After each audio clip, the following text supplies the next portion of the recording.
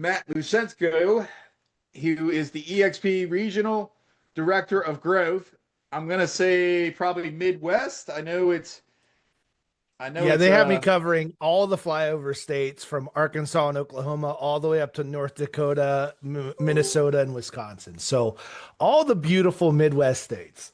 all right. I was gonna say Midwest because I wasn't sure. So I was just saying Midwest. Yeah. So Matt is gonna talk to us about leadership. And my definition of leadership that I go through in the book is that you teach somebody else how to think so they can get what they want. That's my definition of leadership. Matt, how do you relate to that? And what would you like to share with us about leadership? I first of all, I just want to thank you for the opportunity to come in here and I had an opportunity to sneak peek on the book, and I love everything that you put in there and put Thank you. together. And what's fun about leadership is, interestingly enough, even though I've worn a lot of different hats in a lot of capacities at several different companies, um, leadership's one of those funny things where you either are striving for the title or you never feel like it, right? Or you don't even know you're doing it. And I think that's probably one of the things that I think stands out with great leaders is they never see themselves as leaders. They see themselves as more of like partners. And great leadership is well, great leadership stands out in the sense that you can really identify bad leadership. And I think a lot of times the bad leadership that stands out is management.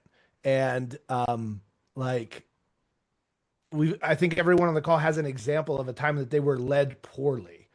And um, when I think about, your quote specifically, right? Teaching people how to think so they can get what they want, especially when they want it.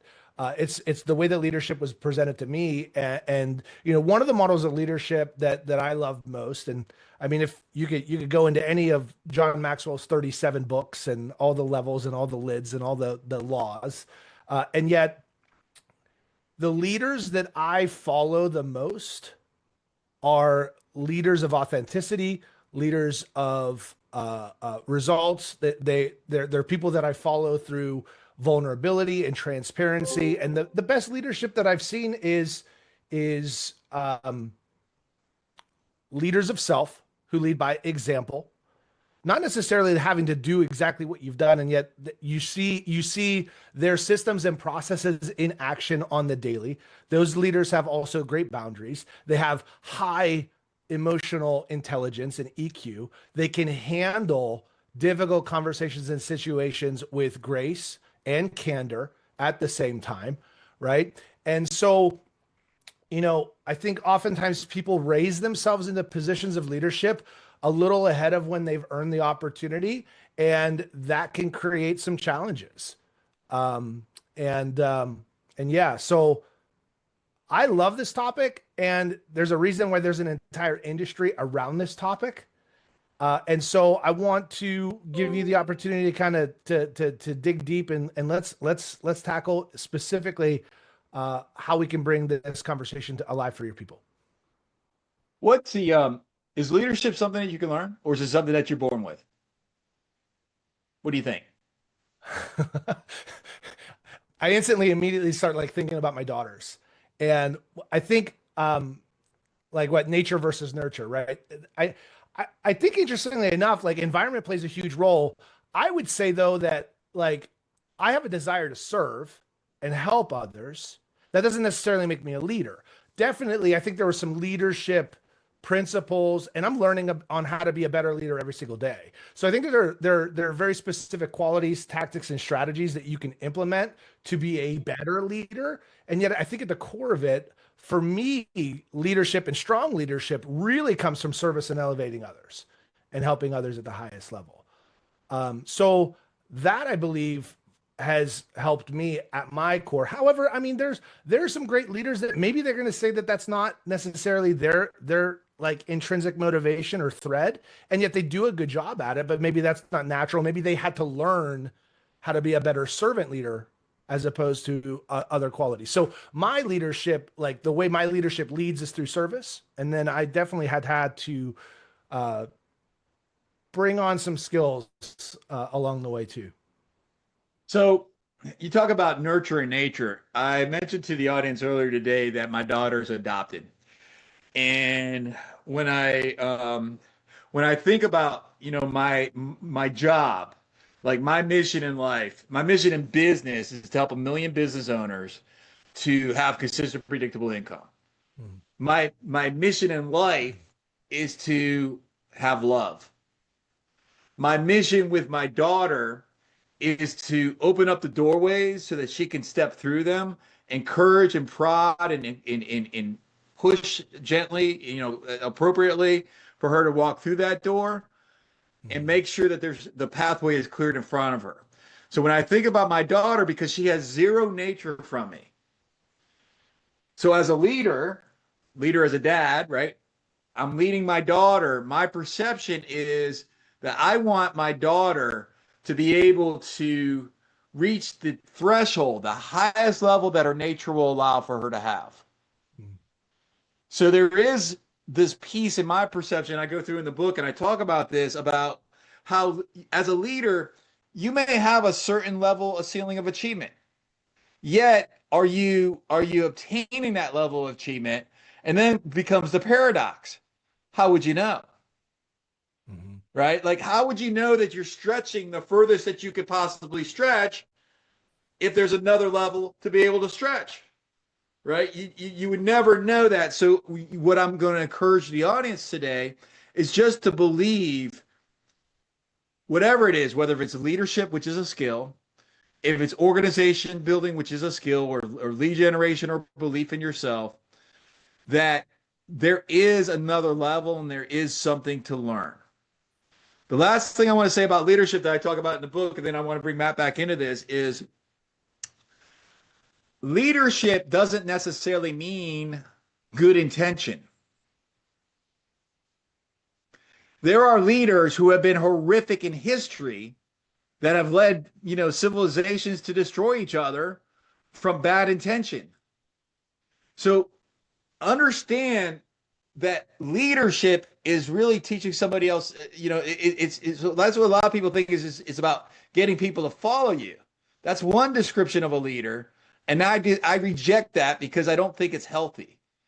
So I revised it in something that I learned, and I know that Matt had learned as well, and I know where we learned this is just to teach somebody else how to think so they get what they want when they want it, as Matt would say.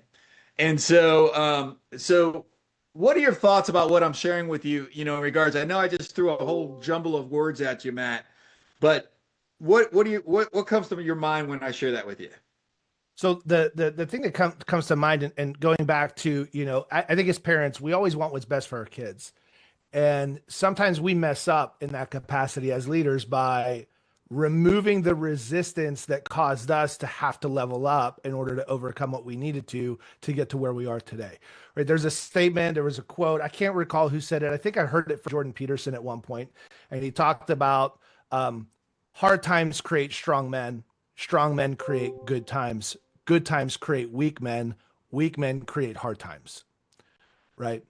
And Well, thanks a lot for that paradox, Matt. so all I'm simply saying is that some, like for my kids, I think, one of my responsibilities as their leader is to be the level of resistance at times when they need it here with support so that they can overcome the natural resistance that's going to hit them in the world. Right. And it's through a level of accountability, and it's through that kind of partnership with them as their parent to say, and you said about like good versus kind, right? Like I'm not like I'm a good person, but I'm not always kind, right? And so like kindness sometimes misses that level of candor and accountability conversation that someone needs to succeed. And kind people love people out of the business. I'm a good leader, which means I'm not always going to be kind. However, that kindness is going to be with that lack of kindness, if you will, is going to be done with permission through expectations. So whenever anyone gets in a relationship with me as a leader, I think one of the biggest opportunities we have as leaders is, have we set clear expectations with our organization? And what does that mean? Is like, okay, on a scale of 1 to 10, when these things happen, how candid would you like me to be? How direct would you like me to be? like, and here's what I would also expect and need from you. And so knowing who our people are, what level of candor and accountability that they're prepared for or can really digest or process is important. And same thing with, you know, my daughters at the same time is that, but then there's sometimes where I'm just like, hey, you know what? I have to put that hat off for a second. I just got to be dad. Yeah. And Yeah, just I got you. and say, hey, what do you need right now? Do you just want somebody to talk to? Do you need a vent? And then let it happen. And then I invite them to say, hey, when you're ready and you want to talk through options and strategies, I'm here. You know who I am, you know what I do. Or do you want me to get you with somebody that can give you a third party opinion because it's not for me? Because like it doesn't matter if I say it or somebody else says the exact same thing I said. They're genius. And so just knowing when to step in and out of that as well, right? So going back to care versus candor, kindness versus being nice, right? Or being good versus kind. All of those, that's all part of that EQ that's required of high level leaders. And it's not simply enough to just say, well, this is my behavioral style. I am who I am. You flex to me. No, that's crap. Like that's crap. That's lazy. And that's really low EQ as a leader. That's a limited leader conversation. No one can, like, the only behavior you control is me. And so if I want to be super effective as a leader, I really need to understand how best to lead the people in my world. And so I have Yeah. to flex my behavior, right? For instance, as a creator, as a fast start, I have to be surrounded by integrators and executioners, right?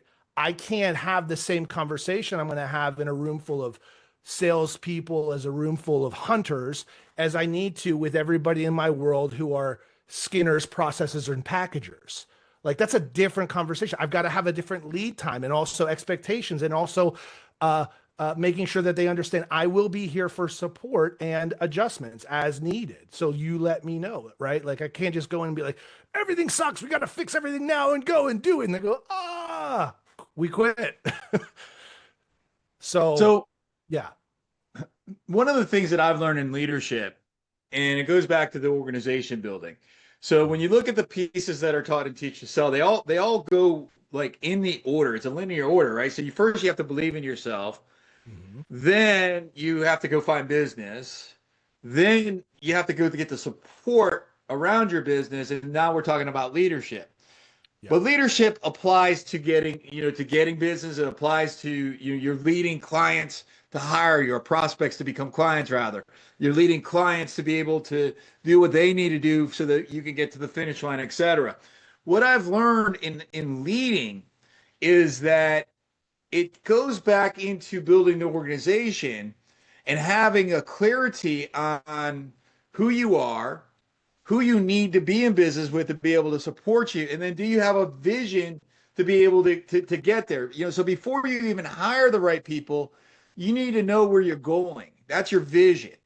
Because great leaders, they don't just hire employees, they recruit believers in a bigger mission.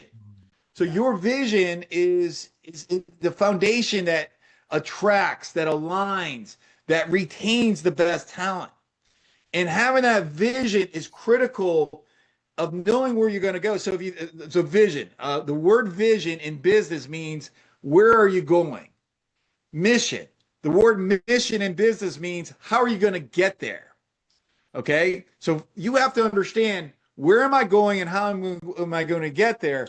And now I'm going to align myself with the right people. And then, Matt, you said about now set expectations with them. So now the conversation becomes very, very easy. If you're running a business and you set expectations and we agreed on the expectations, then you're either fulfilling the expectations or you're not. If you're not, I'm going to look this way first. Am I giving you all the tools, all the resources, all the training, all the development that you need to succeed? And if the answer to that is yes, and you're still not succeeding, I'm still going to look this way and I'm going to say, I made a mistake. I put the wrong person in that position. And then my intuition is going to say, is there another seat on the bus for this person to be in? And if the answer to that is no, then I'm still going to look in this direction. I'm going to say, I put the wrong person on the wrong seat of the bus. I don't have another seat on the bus. Who do I know that may be looking for somebody for this person that may have the right seat on their bus? Okay. And now I may or may not have that connection. And if I don't, then we just have to part ways. But it's very, very easy because we agreed on what that person's going to do. They either do it or they don't do it. Now we've got a very clear, objective model to be able to follow. And that's the model that I go through and teach to sell. You've got a clear pathway of what to do and how to do it. So now your job becomes easy. So now you're meeting with your people on a weekly basis. You say, well, we said you would do 3 widgets and you've done 0. What do you need? Well, I need this, boss. Okay, great. Next week, we said you've done 3 and you said you needed this. I gave it to you. Where are we? I've done 0. And you keep having that conversation. And then at one point, you're just going to look at them with what I call the hairy eyeball. You're going to be like, all right, well, what are we going to do here? And it allows for you to improve in performance and allows for you to not be set up so that you are in a position to struggle. Matt, I threw a whole bunch at you again that time. What you got for that? And then we'll introduce the team to Curtis. Going back to the beginning, just like you said, is leadership starts with self first. It's can you lead yourself to do the things that you know you should do when the feeling of it is now gone, right? And so are you able to lead yourself? Are you able to hold the promises and commitments that you made to yourself first? Because no one's going to follow you if you can't keep your own commitments to yourself. By saying, I'm going to show up every day. I'm going to do this by this day. I'm going to follow my calendar. I'm going to make sure that I'm, following my dollar productive activities first. Create your own results. Then you've earned the opportunity to help others produce their results, right? And then once you start showing proof of getting other people results, then you start to turn those people into leaders of other people's results. And then all of a sudden you start getting a track record for that. You start attracting high-level talent from all over because now your reputation is someone who delivers results and helps other people grow into their results as well.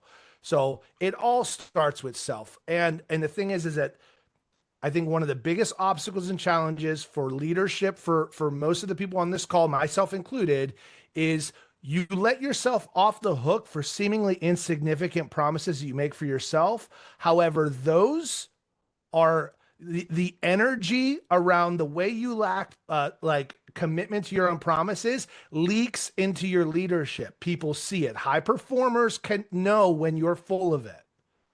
Top performers can identify when you're just a rhetoric and you're just a leader who quotes versus a leader who performs.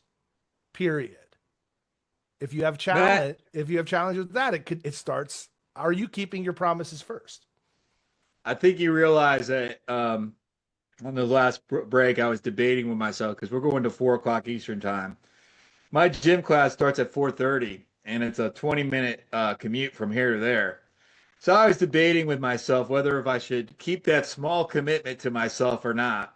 And then Matt, through his extraordinary leadership, thank you, Dorothy, for the fist up.